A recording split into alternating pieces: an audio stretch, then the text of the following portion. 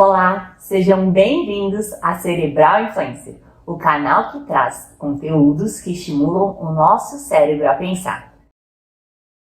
Recentemente, alguns pais começaram a adotar uma técnica específica que supostamente seria capaz de ensinar os bebês a evacuarem diretamente na privada, logo em seus primeiros dias de vida.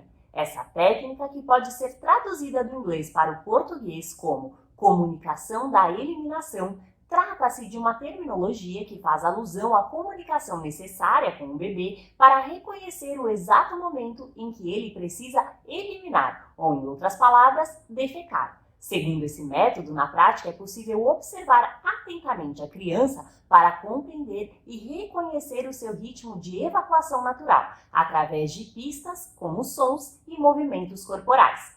Atentos a esses sinais, os pais então devem levar o bebê imediatamente para a privada, já em seus primeiros dias de vida. Embora de fato exista a percepção equivocada de que os bebês evacuem de maneira contínua e inclusive inesperadamente ao longo do dia, na realidade eles fazem isso naturalmente e em momentos que podem ser previstos. Assim sendo, não existe necessidade nenhuma do bebê segurar as fezes, ou inclusive aprender a se controlar. Isso porque, obviamente, ele só conseguirá realizar isso mediante o seu desenvolvimento e maturação fisiológica.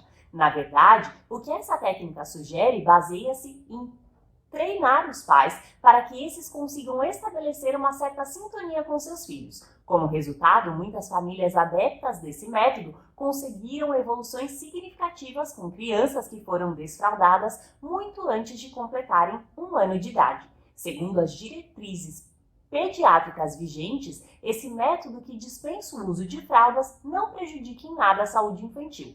Contudo, muitos especialistas ainda são contrários a essa prática, uma vez que tanto o desenvolvimento e maturação da bexiga quanto do cérebro do bebê ocorre justamente entre os 2 e 3 anos de idade.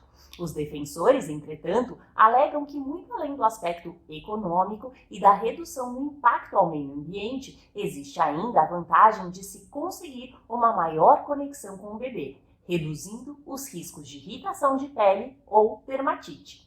E você, já tinha ouvido falar da comunicação da eliminação? Então, venha pensar fora da caixinha. Acesse www.cerebralinfluencer.com.br. Muito obrigada e até o próximo vídeo.